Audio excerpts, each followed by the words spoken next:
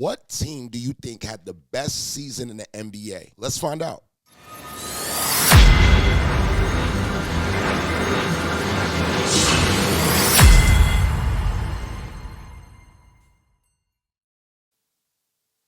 Asked you throughout NBA history who had the best individual season and what year did it take place, what would your answer be? Can a season truly be great if a player doesn't lead their team to a championship? What about empty stats, or years where players put together incredible seasons but didn't walk away with the MVP? Just like many other fans of the game, I've always wondered who truly had the greatest season in NBA history. If we were to somehow add up all the things that a player did throughout a season, their impact and value, and condense all of it into one number, some sort of value or greatness score, then we could determine who had the best season of all time.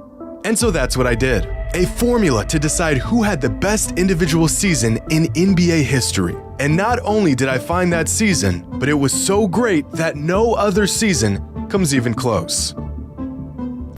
Well, as we get into this video, look, I have a lot of basketball content on this channel I want you guys to check out.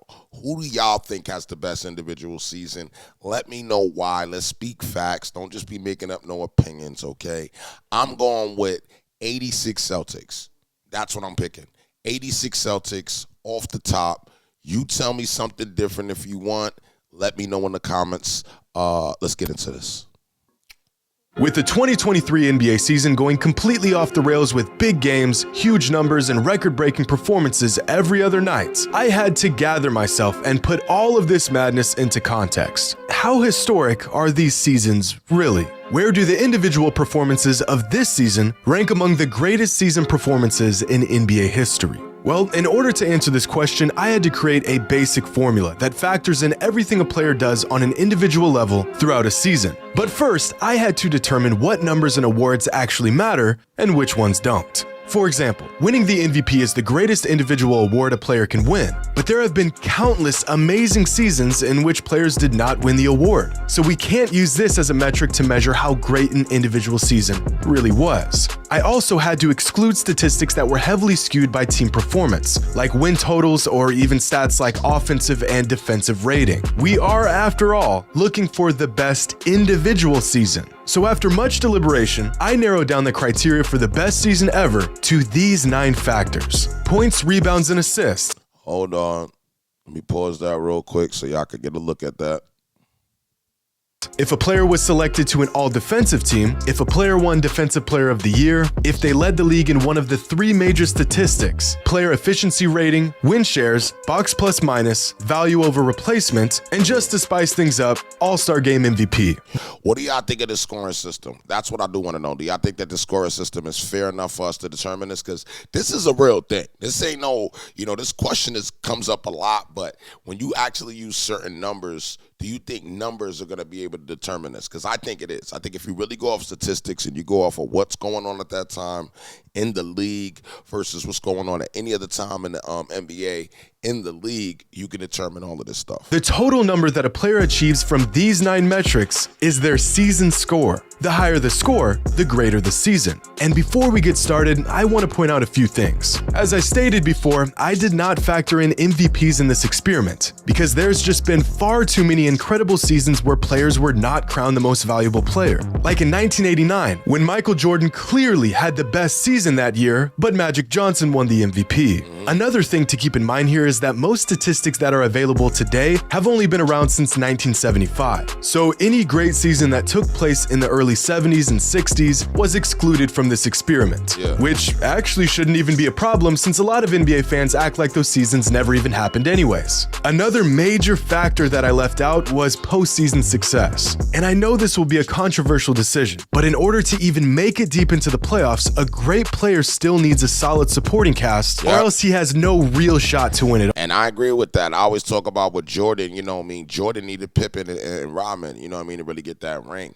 Let's talk about Steph. Steph needed his whole team as well. I really don't know too much about recent basketball. I'm really into the classic basketball, but I will tell you that every team every team had a whole team. It wasn't just one player. You know what I mean? An obvious example of this is Nikola Jokic last season with the Nuggets. One of the best individual seasons of all time, just to be knocked out of the first round of the playoffs in a gentleman's sweep. Despite what a player did or did not accomplish throughout a season, we are looking for the best season from a player who had the biggest impact on the court game after game. And after spending countless, mind-numbing, migraine-inducing hours searching through hundreds of seasons from any and every player who even had a shot at putting together an all-time year, I have found the single greatest individual season in NBA history. And it's a season that was so good, no other season by any other player comes even close. But I want to give some perspective on these season scores and what a good season looks like. You know, I'm just chilling. I'm not really saying much. I know y'all going crazy in the comments, but in reality, I already know Larry Bird. The 86 Celtics got the best season out of all of them. What a great season looks like and what an all-time season looks like.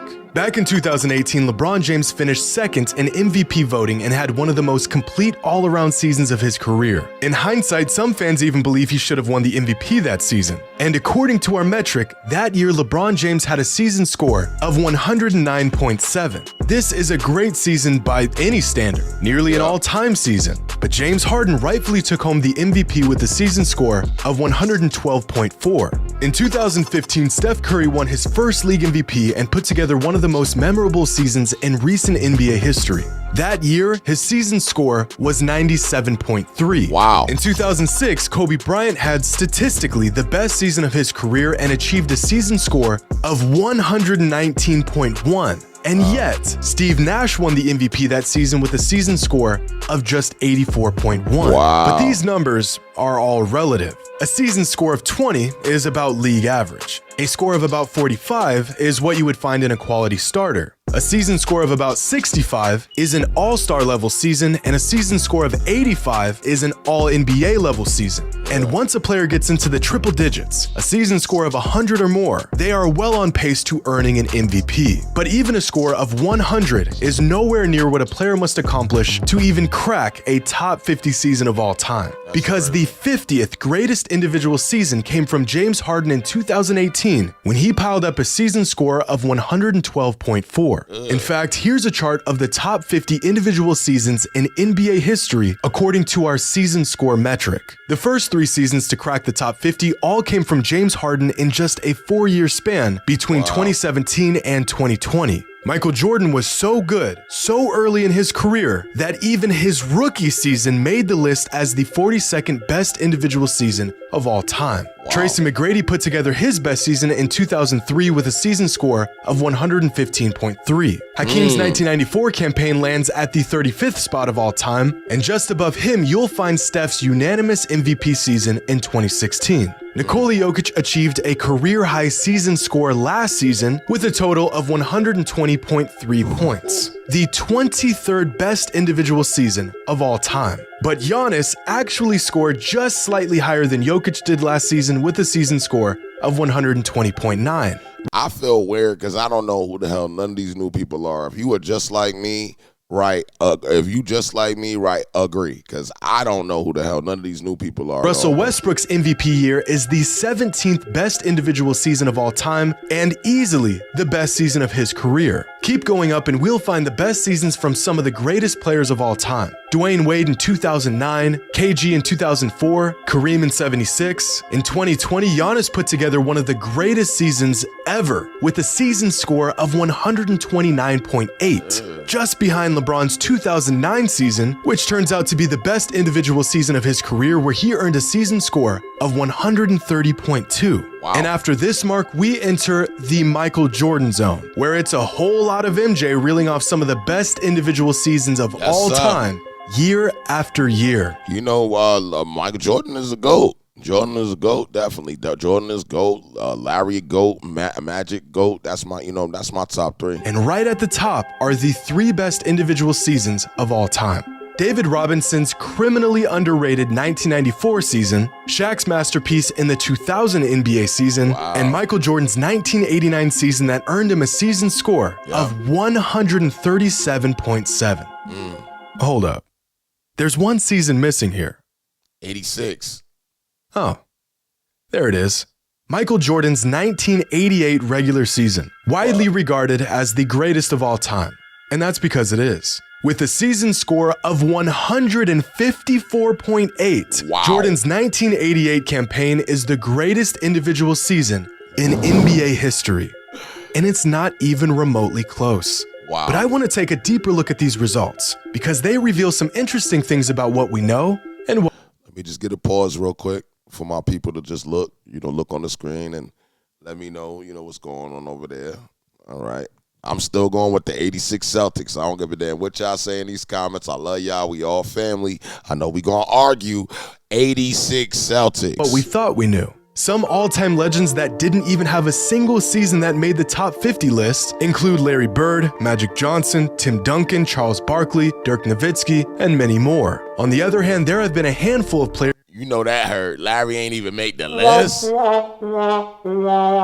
that have had multiple seasons that cracked the top 50. These players include Michael Jordan with 11 top 50 seasons of all time, LeBron Wow. James with 5, James Harden, Giannis Antetokounmpo, and David Robinson with 4 apiece, Kareem and Garnett with 3, and Hakeem, Kobe, Jokic, Shaq, and Chris Paul, all with 2 top 50 seasons each. But the most interesting thing that these numbers reveal is that the second best individual season in NBA history didn't even earn an MVP. Michael Jordan's 1989 season ranks second all-time among season scores, and somehow he still finished second in MVP voting that season behind Magic Johnson, who earned a season score of 103.9. Still a great insane. score, but nowhere near the season Michael had. And if you take a look at their numbers throughout that season, it's clear that a robbery took place here. Same thing happened in 1990. Do y'all feel like that was a robbery with Michael Jordan and Magic?